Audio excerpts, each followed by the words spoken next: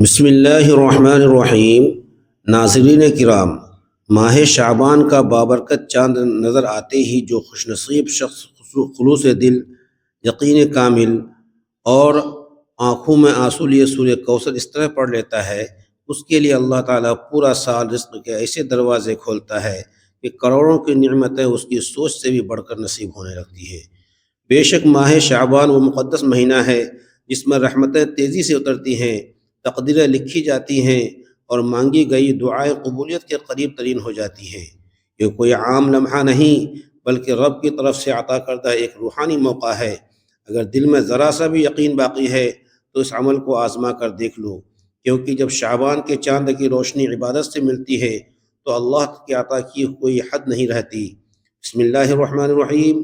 آج ماہ شعبان کا بابرکت اور نورانی چاند دیکھ کر سورہ کوثر کا ایک ایسا خاص اور دل کو ہلا دینے والا وظیفہ لے کر آپ کی خدمت میں حاضر ہوا ہوں، جو دراصل اسی عظیم مہینے کی روح سے جڑا ہوا ہے، کیونکہ شعبان وہ مقدس مہینہ ہے جو رمضان سے پہلے آتا ہے۔ یہی وہ مہینہ ہے جسے نبی کریم صلی اللہ علیہ وسلم نے اپنا مہینہ فرمایا۔ یہی وہ مہینہ ہے جس میں اعمال رب العالمین کے حضور پیش کیے جاتے ہیں۔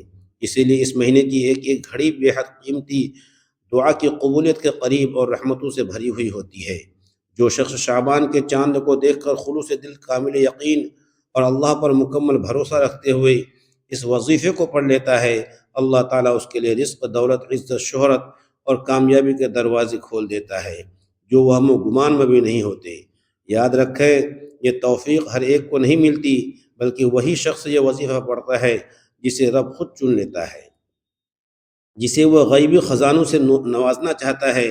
جو بندہ آج اس وظیفے کو بتائے گئے طریقے اور ترتیب سے پڑھ لیتا ہے، اللہ پاک اس کے پورے سال کے حالات بدل دیتا ہے۔ شعبان کی برکت یہ ہے کہ اس میں مانگی گئی دعا رد نہیں ہوتی، دل کی ٹوٹی امیدیں جڑ جاتی ہیں اور پریشانیاں راستہ بدل لیتی ہیں۔ جب بھی زندگی میں رزق کی تنگی آئے، پیسوں کی شدید ضرورت ہو یا دل کی کوئی چھپی ہوئی حاجت ہو، تو شعبان کے اس بابرکت لمحے میں اللہ کی طرف رجوع کرنا سب سے مضبوط سہارا بن جاتا ہے، کیونکہ صرف اللہ پر یقین انسان کے دل کو مضبوط بنا دیتا ہے۔ بندہ جان لیتا ہے کہ میرا رب ہر شے پر قادر ہے، وہی مالک ہے، وہی پالنے والا ہے اور سب کچھ اسی کے قبضے قدرت میں ہے۔ اور جب وہ دینے پر آتا ہے تو نہ چہرے دیکھتا ہے نہ حیثیت، بلکہ چھپڑ پھاڑ کر عطا فرماتا ہے۔ اگر آپ رزق چاہتے ہیں تو رزق مانگ لیں، دولت چاہتے ہیں تو دولت مانگ لیں۔ آج شعبان کے اس مبارک چاند کے نیچے جس نیت کے ساتھ مصلی پر بیٹھیں گے، اس سے اٹھنے سے پہلے رب کریم آپ کی حاجت پوری فرما دے گا۔ یہ ایسا خاص وظیفہ ہے جو بندے کو دنیا کی محتاجی سے نکال کر رب کا محتاج بنا دیتا ہے، اور جب بندہ رب کی پناہ میں آ جاتا ہے تو پھر دنیا کی کوئی طاقت اس کی کامیابی نہیں روک سکتی، کیونکہ عبادت کے لائق بھی وہی ہے اور دینے والا بھی وہی۔ ہر بندہ اسی کا غلام ہے اور ہر ایک کو نوازنے والا بھی وہی رب ہے۔ تو کیوں نہ آج ماہ شعبان کی اس عظیم برکت میں اللہ رب العالمین سے نبی کریم صلی اللہ علیہ وسلم کے وسیلے جلیلہ سے مانگا جائے، اہل بیت کے وسیلے سے مانگا جائے، اس محبوب کے صدقے سے مانگا جائے جن کے سبب ساری کائنات بنی ہے۔ یقین رکھیے، جب آپ یہ وسیلہ پیش کریں گے تو دعا رد نہیں ہوگی، حاجت نامراد نہیں رہے گی، بیڑے پار لگ جائیں گے اور تقدیر بھی میں خیر ہی خیر لکھی جائے گی۔ یاد رکھیے، یہ وقت بار بار نہیں آتا۔ شعبان کا چاند اعلان کرتا ہے کہ مانگ لو، آج فیصلے کروانے کا دن ہے۔ اگر پچھلے مہینوں میں آپ دعا نہ کر سکے تو آج شعبان کے اس بابرکت چاند کو دیکھ کر اس وظیفے کو ضرور پڑھ لیں۔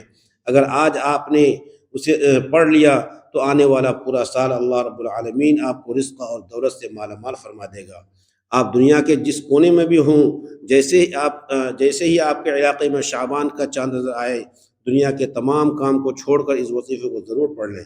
نہ وقت کی قید ہے نہ جگہ کی، بس اس مبارک مہینے کی قدر کر لیں، کیونکہ جس نے بھی شعبان کی اس عمل کو پڑھا، رب کریم نے اسے خالی ہاتھ نہیں لوٹایا۔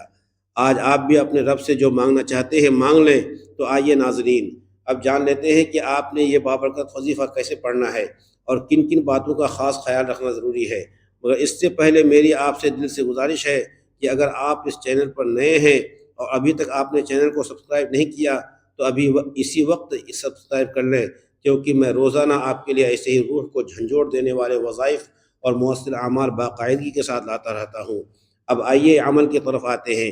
آج جیسے ہی ماہ شعبان کا چاند نظر آئے اس کے بعد آج کی پوری رات اور کل کا پورا دن آپ کے پاس موجود ہے۔ جب بھی اور جہاں بھی آپ کو موقع ملے باوضو مصلی پر بیٹھ کر یا چلتے پھرتے اس عمل کو پڑھ سکتے ہیں۔ سب سے پہلے اللہ کے حبیب صلی اللہ علیہ وسلم کی ذات اقدس پر 3 مرتبہ درود پاک پڑھنا ہے۔ درود پاک آپ کوئی سا بھی پڑھ سکتے ہیں، چاہے آپ مختصر اور آسان سا درود صلی اللہ علیہ وآلہ وسلم پڑھ لیں، یا صلی اللہ علی محمد پڑھ لیں، یا پھر نماز والا درود ابراہیمی پڑھ لیں۔ میں آپ کو یہی مشورہ دوں گا کہ درود ابراہیمی ہی پڑھیں، کیونکہ اس کی فضیلت اور برکت سب سے زیادہ ہے۔ روایات میں آتا ہے کہ ہمارے پیارے آقا صلی اللہ علیہ وسلم کو تمام درودوں میں درود ابراہیمی سب سے زیادہ محبوب تھا۔ اس لیے آئیے ایک بار ثواب کی نیت سے میرے ساتھ بھی پڑھ لیں۔ اللہم صلی علی محمد وعلی آل محمد کما صلیت علی ابراہیم وعلی آل ابراہیم انک حمید مجید۔ اللہم بارک علی محمد وعلی آل محمد کما بارکت علی ابراہیم وعلی آل ابراہیم انک حمید مجید۔ 3 بار درود پاک پڑھتے ساتھ ہی فوراً آپ نے اپنے دل کے سب سے خاص مقصد کی نیت کرنی ہے۔ یاد رکھیں ہر انسان کی آزمائش الگ ہے، ہر دل کی فریاد جدا ہے۔ کوئی رزق کی تنگی میں گھیا ہوا ہے، کوئی اپنی بیٹیوں کے نصیب کے لیے رو رہا ہے، کوئی تنگ دستی اور لاچاری کے اندھیروں میں ہے، کوئی اللہ رب العزت کی رحمتوں کو آواز دے رہا ہے، کسی کا چلتا ہوا کاروبار اچانک ٹھپ ہو چکا ہے۔ جس کی جو حاجت ہے، جس کا جو درد ہے، بس وہ دل میں لے آئے اور یہ ہرگز نہ سوچے کہ یہ کام کیسے ہوگا، کیونکہ عطا کرنا رب کا کام ہے، وہی سب کو عطا کرتا ہے۔ آپ نے صرف اور صرف اللہ رب العزت کی ذات پر کامل یقین اور مکمل بھروسہ رکھنا ہے۔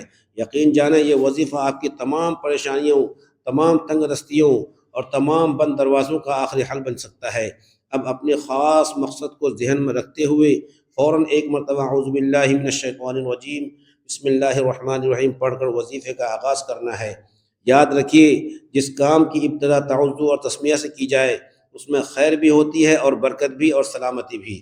جب آپ نیت بھی کر لیں اور تعوذ و تسمیہ بھی پڑھ لیں تو اپنے دل کو دنیا سے کاٹ لیں اور یوں محسوس کریں جیسے آپ دنیا و ما فیہا سے بے نیاز ہو کر روضہ رسول کی جالیوں کے قریب بیٹھے ہیں اور انتہائی عاجزی، محبت اور آنسوؤں کے ساتھ یہ خاص وظیفہ پڑھ رہے ہیں۔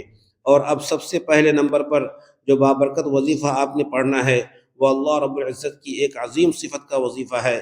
وہ صفت جو سورہ اخلاص کی 2 آیت بھی ہے۔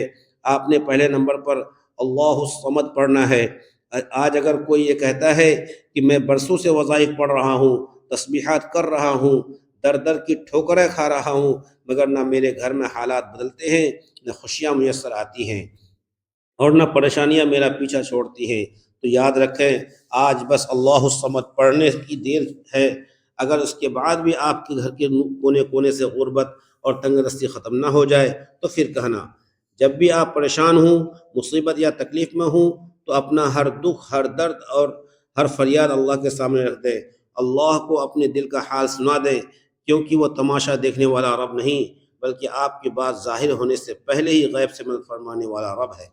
اگر آپ چاہتے ہیں کہ آپ کی غربت، تنگ دستی، بیماری، پریشانی اور مصیبت تماشا بننے سے پہلے ہی غیب سے کوئی راستہ بن جائے تو یاد رکھیے آج اللہ الصمد کا وظیفہ آپ کے لیے کسی خزانے سے کم نہیں۔ آج یہ وظیفہ پڑھ کر آپ اللہ سے جو مانگیں گے، جتنا مانگیں گے، جیسے مانگیں گے، اللہ رب العزت فوراً عطا فرمائے گا، مگر شرط یہ ہے کہ آج آپ نے اللہ الصمد ضرور پڑھنا ہے۔ اب توجہ کیجئے کہ کیسے پڑھنا ہے اور کتنی بار۔ اللہ الصمد ایک بار ہو گیا، اللہ الصمد 2 بار ہو گیا، اللہ الصمد 3 بار ہو گیا۔ اسی طرح آپ اللہ الصمد کو اپنے ہاتھوں کی انگلیوں پر بھی پڑھ سکتے ہیں اور تسبیح کے دانوں پر بھی آپ نے صرف 21 بار پڑھنا ہے۔ 21 بار پڑھنے کا مطلب یہ ہے کہ آپ اللہ کو راضی کرنا چاہتے ہیں اور اپنی حاجت و مقصد کو اللہ کی بارگاہ میں پیش کرنا چاہتے ہیں۔ اب ذرا اپنے دائیں اور بائیں کندھوں کی طرف نظر ڈالیں، کیونکہ دائیں کندھے پر بھی فرشتے ہیں اور بائیں کندھے پر بھی فرشتے ہیں، اور جب آپ اللہ الصمد پڑھتے ہوئے دائیں بائیں نظر مارتے ہیں تو فرشتے اللہ الصمد کا ذکر اپنے اپنے رجسٹر میں لکھ لیتے ہیں۔ پھر جب یہ فرشتہ اللہ کے حضور پیش ہوتے ہیں تو آپ کا نامہ اعمال رب کی بارگاہ میں رکھا جاتا ہے اور فرشتے عرض کرتے ہیں کہ اے اللہ، یہ بندہ آپ کے لیے اللہ الصمد کی تڑپ رکھتا ہے۔ تب اللہ فرماتا ہے فرشتوں گواہ رہنا، میں اس بندے سے راضی ہوں اور میں نے اسے اللہ الصمد کی برکت سے مالا مال کر دیا۔ جاؤ اس کی مانگی ہوئی ہر دعا عطا کر دو۔ مگر یاد رکھیں شرط یہی ہے کہ اللہ الصمد کو بتائے گئے طریقے سے ہی پڑھا جائے، ذرا سی غلطی اور کوتاہی بھی اس وظیفے کے اثر کو کم کر سکتی ہے۔ اس لیے بہتر یہی ہے کہ ویڈیو کو آخر تک مکمل توجہ سے دیکھیں، ایک ایک بات اور ایک ایک نقطہ دل میں بٹھا لیں، تبھی اس وظیفے کا پورا فائدہ آپ کو حاصل ہوگا۔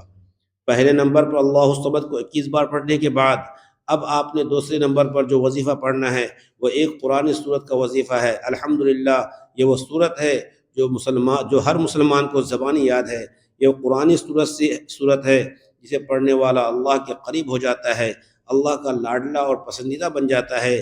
آج ہم دیکھتے ہیں کہ بہت سے بھائی، دوست اور میری بہنیں یہ شکوہ کرتی ہیں کہ ہم دعا تو مانگتے ہیں مگر دل میں یہ خیال آتا ہے کہ ہماری دعا قبول کیوں نہیں ہوتی، اس کا اثر کیوں ظاہر نہیں ہوا۔ اسی حوالے سے ایک شخص نے کسی بڑے بزرگ سے سوال کیا کہ جب میں مانگتا ہوں تو میرا اللہ فوراً کیوں نہیں سنتا؟ بزرگ مسکرا کر بولے، بھائی وہ تیرے گناہوں کی سزا بھی تو فوراً نہیں دیتا جب تو گناہ کرتا ہے۔ ناظرین، یہ کتنی گہری اور پیاری بات ہے۔ جو لوگ مشکل وقت میں بے صبر ہو جاتے ہیں اور جلد بازی کرتے ہیں، وہ اس بات کو ہمیشہ یاد رکھیں کہ اللہ جب ہم سے گناہ سرزد ہوتے ہیں تو اللہ فوراً ہمیں پکڑ نہیں لیتا۔ اسی طرح جب ہم دعا مانگتے ہیں تو اللہ صبر کو پسند کرتا ہے۔ جب بھی دعا مانگو یا کوئی وظیفہ پڑھو تو اللہ سے صبر، یقین اور عاجزی کے ساتھ مانگو۔ اللہ کسی دعا کو رد نہیں کرتا، وہ دعا کو قبول بھی فرماتا ہے اور بندے کو خزانوں کا مالک بھی بناتا ہے، مگر پہلے وہی فیصلہ کرتا ہے جو بندے کے حق میں بہتر ہوتا ہے۔ جب کوئی بندہ سورہ کوثر پڑھتا ہے، اللہ کا ذکر کرتا ہے تو وہ اللہ کا لاڈلا بن جاتا ہے اور اللہ اپنی وحدانیت کے صدقے سے اسے رزق اور دولت سے مالا مال فرما دیتا ہے۔ آج سورہ کوثر کا یہ خاص وظیفہ آپ کی تقدیر بدلنے والا اور نصیب کے بند تالے کھولنے والا ہے۔ ایسا معجزہ ہوگا کہ آپ اپنی آنکھوں سے دیکھیں گے کہ اللہ رب العزت نے کس طرح آپ کے گھر میں خوشحالی اتار دی۔ اب سورہ کوثر کی تلاوت سماعت فرمانا۔ بسم اللہ الرحمن الرحیم، انا اعطیناک الکوثر فصل لربک وانحر ان شانئک هو الابتر۔ آپ سورہ کوثر کو ہاتھوں کی انگلیوں پر بھی پڑھ سکتے ہیں اور تسبیح کے دانوں پر بھی۔ آپ نے صرف 29 بار پڑھنی ہے۔ بتانے کا مقصد یہی ہوتا ہے کہ یہ ایک مستند اور خاص عمل ہے، جیسا بتایا گیا ہے ویسا ہی پڑھنا ہے۔ اس میں کسی قسم کی کمی بیشی یا رد و بدل کی اجازت نہیں۔ اور چھوٹے وظائف کا فائدہ یہی ہوتا ہے کہ انسان تھوڑا پڑھتا ہے مگر دل جمعی، یقین کامل اور توجہ کے ساتھ پڑھتا ہے۔ بعض اوقات بڑے بڑے وظائف میں انسان کی توجہ ہٹ جاتی ہے اور دل حاضر نہیں رہتا، اس لیے تھوڑا پڑھیں مگر رب سے اتنا مانگیں کہ رب کریم آپ کو خزانوں کا مالک بنا دے، آپ کے گھر کے حالات بدل دے اور آپ کی بے سکونی و بے برکتی کا ہمیشہ کے لیے خاتمہ فرما دے۔ اصل مقصد رب کو راضی کرنا ہے۔ سورہ کوثر کو کیسے اور کتنی بار پڑھنا ہے وہ میں نے آپ کو واضح طور پر بتایا دیا ہے۔ اب تیسرے نمبر پر جو وظیفہ آپ نے پڑھنا ہے وہ اللہ رب العزت کے دو ناموں، ایک یا کریم یا اللہ کا وظیفہ ہے۔ ایک اللہ کا ذاتی نام ہے اور دوسرا صفاتی نام۔ یا کریم کا مطلب ہے کرم کرنے والے اور یا اللہ کا مطلب ہے اے میرے معبود۔ جب بندہ یہ نام دل کی گہرائی کے ساتھ پڑھتا ہے تو اللہ پاک کے قریب سے قریب اتر ہو جاتا ہے۔ یہ دل اور روح کو سکون اور نور بخشتا ہے۔ اب دیکھیں کہ آپ نے اسے کیسے پڑھنا ہے اور کتنی بار توجہ فرمائیں۔ یا کریم یا اللہ ایک بار ہو گیا، یا کریم یا اللہ 2 بار ہو گیا، یا کریم یا اللہ 3 بار ہو گیا۔ اسی طرح آپ ہاتھوں کی انگلیوں پر پڑھ لیں یا تسبیح کے دانوں پر، آپ نے صرف 11 بار پڑھنا ہے۔ یاد رکھیے، صرف 11 بار یا کریم یا اللہ پڑھنے سے اگر اللہ پاک کی ایک ہی نظر کرم آپ پر ہو جائے تو آپ کی پوری زندگی کے لیے وہ نظر کافی ہے۔ اس چھوٹے سے وظیفے میں اتنی طاقت ہے کہ یہ آپ کے دل و زندگی کو بدلنے کی قدرت رکھتا ہے۔ اگر آپ بھی اللہ پاک کی ایک نظر کرم چاہتے ہیں تو یہ 3 چھوٹے مگر بہت مؤثر وظائف لازمی پڑھیں۔ یقین رکھیں یہ آپ کی زندگی میں برکت، سکون اور آسانیاں پیدا کرنے کے لیے کافی ہیں۔ پہلے نمبر پر آپ نے اللہ الصمد کو 21 بار پڑھنا ہے، دوسرے نمبر پر سورہ کوثر کو صرف 29 بار پڑھنا ہے اور اس کے بعد یا کریم یا اللہ کو 11 بار پڑھنا ہے۔ یہ تینوں چھوٹے چھوٹے وظائف اتنے آسان ہیں کہ آپ کے بمشکل 2 سے 3 منٹ لگیں گے اور آپ یہ وظیفہ مکمل کر لیں گے۔ اور جب آپ یہ تینوں اعمال بالکل بتائے گئے طریقے اور ترتیب کے مطابق پڑھ لیں تو آخر میں پھر 3 بار درود پاک پڑھیں جو آپ نے عمل کے شروع میں پڑھا تھا۔ اب آپ کا یہ بابرکت عمل مکمل ہو گیا ہے اور جیسے ہی یہ وظیفہ مکمل ہو جائے فوراً اپنی حاجت اور نیت کے ساتھ دعا کریں، اللہ تعالیٰ سے اپنے گناہوں کی بخشش مانگیں، رو رو کر اور گر گرا کر توبہ استغفار کریں۔ اس وظیفے کی برکت سے آپ کے تمام کبیرہ اور صغیرہ گناہ معاف ہو جائیں گے۔ یاد رکھیے، دعا وہ خوبصورت عمل ہے جس میں انسان اپنی تمام پریشانیاں، دکھ اور مشکلات اللہ کے حوالے کر دیتا ہے، اور اللہ تعالیٰ اپنی رحمتیں اور فضل اس کی جھولی میں ڈال دیتا ہے۔ دعا یہ ہے کہ اللہ تعالیٰ آپ کو سدا شاد و آباد رکھے۔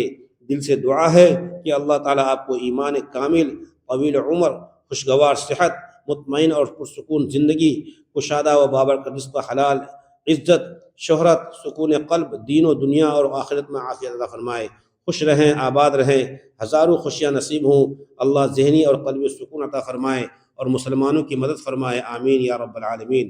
اللہ تعالیٰ سے دعا ہے کہ وہ ہماری باتیں، ہماری دعائیں اور آپ کا یہ عمل اپنی پاک بارگاہ الہی میں قبول و منظور فرمائے۔ جو مانگا مقدر فرمائے اور جو نہیں مانگ سکے اسے عطا فرمائے۔ نیکی کی بات کو سننے، سمجھنے اور اس پر عمل کرنے کی توفیق مرحمت فرمائے، آمین ثم آمین۔ دوستو، اگر آپ کو آج کی ویڈیو اچھی لگی ہے تو ویڈیو کو لائک، شیئر اور کمنٹ میں اپنی رائے کا اظہار ضرور کریں، اور اللہ تعالیٰ کے 99 ناموں میں سے کوئی ایک نام کمنٹ سیکشن میں شیئر کریں۔ اللہ تعالیٰ ہم سب کا حامی